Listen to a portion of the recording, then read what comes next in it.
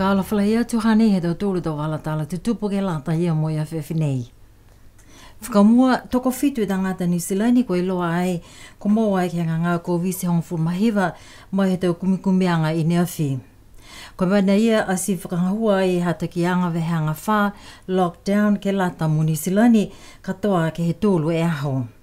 Hana ia Esther Pavihi me tau wala tala ia.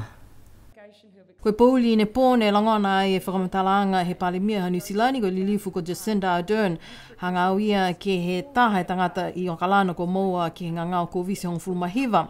Ka koe hana whakamatalaanga he tupo la he māme hea honei he matahola taha ko whakailoa ai palemia ha New Zealand koe toko fitu a lau tolu ko moa ai hea honei koe loa ko moa ai he ngā ngāo ko visi hong fulmahiva ke he motu nā ko New Zealand taha i a lau tolu ia ko whaiaonga mai he Avondale College.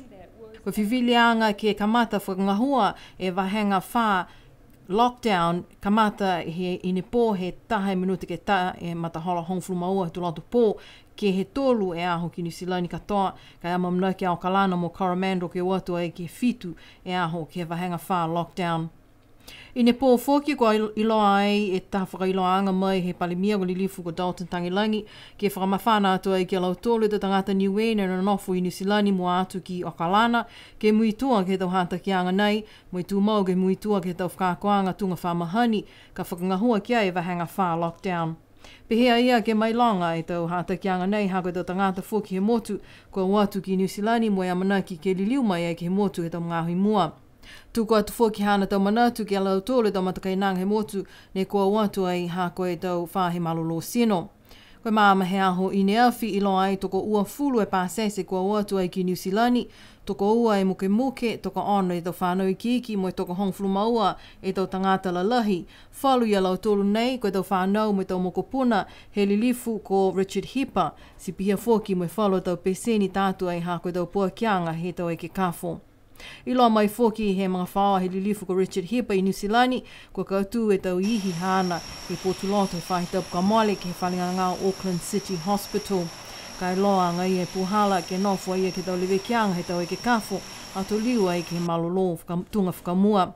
Whakau e atu e mga whaoa ke tau liongi mo e tau whakalofa he tau tangata he motu, ke lata ia mo e lilifu e ke pole motu ko Richard Hipper mo e hana mga whaoa. Koe matakau mai he whakatuwhonoa New Zealand ke kumikumi ke tau whakahaloanga ngahua, hani wē mai langmatai ke tau puhala ke whakamaupopo, e tau whakahaloanga ke lata ia mai mga hawhi, kua manaki ai ke hea whangi ke tau puhala o whenonga mai alau tūlu i New Zealand ke niwe kainaka ino na whupui. Two-way quarantine-free travel. Tutala ia Esther Pavihi mai ke kafo ko Laupepa wā he māma hea honei. Talahau mai e ke kafo ko Dr. Laupepa wā, koe whahi tapu ke wā kia nei he whaingahua lau tōlu me tau whaingahua whakatuwhanu niwe, ke lango matai ke tau whakaholoanga ke lata ia me tau whiwhilianga he tau takitaki, koe a whē ka hawhangia i ke lata mo e two-way quarantine-free travel. Pehea ia mitaki mo e aonga e tau ngahua ko whakawhita ki ai, kai tunga ni he langona mo i kisia ki ai, ka whaitangata ko maua he ngangau nei ke motu nā ko New Zealand, tō mawhisi po ke kua mawhisi ke hiki ai e tau whakaholoanga. Kai tū maua lau tōlu ke lango matai ke tau whahinga hua whakatuwhanu i niwe ke mautali tū mau. Koe matakau nei mai he whahe malolo sino ha New Zealand si pia whoki mo e tau ofisa mai he whahe customs mo immigration. Kua whita lau tōlu he tūtala mo e tau ngahua, te tangata ngahua tonga, ko lau tōlu ni ngahua ke he malewa kalele mo e tau ofisa ngahua, kua whehangai tū mau ke tau whakaholoanga ke mautalia niwe ke ngā ngau ko visi nei. Koe aho nei, ne watu ai ke tau se taha whakakoanga, mo taha whakatūtalanga ke he ofisa he tau le kua tupu whakaofo, mo e amanaki ki whoki a lau tōlu ke whono mo e tau pisinisi ke he aho a pungi. Pehe a Dr. Wā, a manaki ke maua e hokotaki ke he whahi tapu kahau, ke lata ia mo i tau takitaki he tau motu neua, niwe mo New Zealand ke whiwhili ki ai. Koe tau walatala ni hanga o ia ke tau kumikumianga he komisi, he whono e ke pule ke he tau whakaholoanga ngahua, he whahe ngahua whakapuloa PCN, mai matakau pisinisi, he whakatuwhono koe Telecom niwe. Koe aho whakahiku ke he kumikumianga ke he whahi whakapuloa ne whakahoko ai he aho lotu he whahi tapuka mole. Ko whakakisi ai tau manatu nā kai whiawhia he takitaki e ko misi ko lilifu ko Ricky Muyaki Makani ke he tau walatala ko tohia ai he whahi whakapuloa hanga o ia ke he aho whakamua he tau kumikumianga nei. Toto whakaperitania hana tau manatu, mai langona ai foki e tau manatu kwa nā kai hako e tau walatala ni ko whakapuloa ai. Mai nā kai whiawhia a ia hako whakamahino e mataulu tala ke talahau kai nā kai tokalonga e tau tangata ko watu ke he tau seanga nei he aho whakamua. Kai whakamaama he takita ke whahi whakapuloa ko Trevor Siakia, koe ngahua he tangata tuhi tala ke whakailoa e tau mana ni ko kisia ko tutupu. Si koe aho whakamua ia, nā kai whai tangata kehe ni o atu ai ke tau seanga nei, koe ko misi ni, koe whakatunu whono mai hana matakau ngahua, mo i tau tangata ngahua he whahi whakapuloa. Pehe a Siakia, ka manako e ko misi ke tau se taha kumikumianga ke tau puhala ngahua, he tangata tuhi tala mo i whakapuloa tala, haha ia e tau puhala ke tau se pihia. Koe aho ia foki, ne kisi ai toko fitu e tau alautolu ko o atu ai ke whakakisa manatu ke he tau whanoanga ke ko misi he whano ke pole, kumikumi ai ke tau whakaholoanga ngahua he whahi whakapuloa. Whalu mai he tau matakau I whafo, moi whalu mai he tau whahi ngahua whakatu whano. Hukui ai e maru tālangi e matakau spoti he motu, moi ali atu foki ai ke lata ke whakakise foki e whalu tau whio spoti laka pi, moi soka ke he TV. Ko langa la vini, manako ia ke fuakiangi whalua mga aho, ke takitaki ai he whalua tau lotu e tau liongi pongipongi ke he lau taongo, kai aua whakapukilu ke tau e kalisia ni tūtaki atu ai ke matakau National Council of Churches. Hukui ai e more ai ne tama e whahinga hua taonga niwe, hana I hana whalua tau manatu. Ringa lata ke mailonga fuki, koe taha mena lahi nei, le koe paleko lahi nei ke hea mautoro a matanga hua, koe tonuhia te tau koloa o si nei, kua toka ki loto he kautaha, copyright, intellectual property. Koe taha ni a matapatu, paleko ia ke he tau mana o si nei hakoa. Tari tōna do tōru, koe kautaha whakapuloa leo, koe tapunu he tau mana o si, ke potaki ai, moe watu do tōru ke tuku ki ai, me whakaonga he tau tangata he mutu. Tari tonu whoke a tōru, ke rineki e lo tōru. Kai mai whoki he tau hawanga ia, manako a tōru ke iloa. Ko hiwa e tau tupinu ko mua mai he tau taha, mai hako e tau. Koloa ia kua whakatātā ki lunga pulangi, ko ke whakafua atu ki a lo tōru ne manako ke mua e tau koloa. Pese taha e tā la, ko ke ua e tā la. Kai manako e tau tangata he mutu ke iloa, whiha lai tupi. Mo to mai ke fuke lo tōru ni whia manako ke lau matai, ke tau mena nei, ke lau matai mai tau tāwha kua lea. Pehe foki a moera e ne tāma kua lata e tau whakailoanga ke mai longa e tau whakaonganga he tau kupu vunga hau niwe. Hukui ai e Catherine Papani e matakau he tau pisinisi he motu, mo ale ke whai whakaholoanga ke lata mo e tau puhala totongi he tau pisinisi ke whakaohoho a lau tōla tau pisinisi ke tau whakaholoanga he whahe whakapuloa. Manako foki e kikisia atu foki e malikisi hake tau ata hangauia ke tau mana tutupu ke he motu.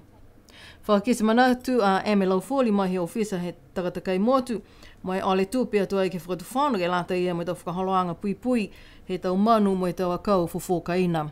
Ko Natasha Tohovaka mai he whahinga hua whanua, mo maanga ko Hakupu, whakakisi manatu ai ia ke lata mo tau whakaholoanga he tau maanga ko lata ke whai tangata, ke matutaki atu ki ai, ke lata me tau walatala tutupu, he tau maanga takitaha, mo kua lata foki ke whakaonga e tau whanau, ha kua mahifia lau tōru ke he tau pokiata. Ronga foki whalo te whakawangi tō maanga nei whakikisia, kai kisia tō tōru maa nei hapoi social media.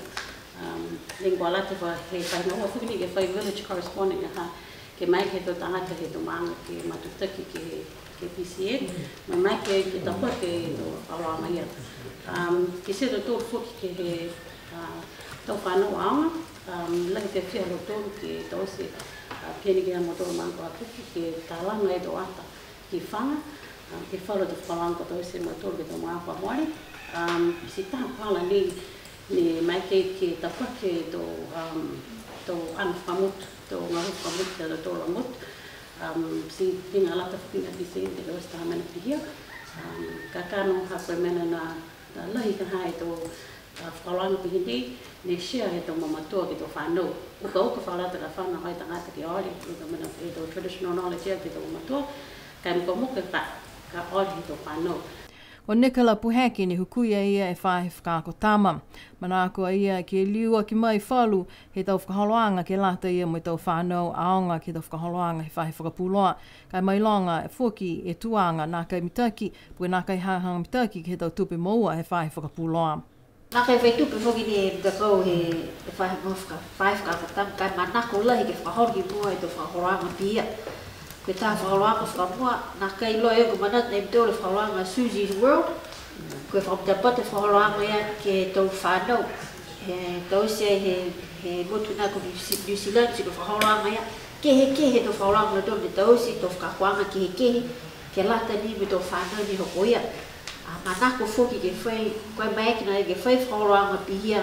Ke lata me tau whanau niwe, hangau ke tau mena whakaniwe.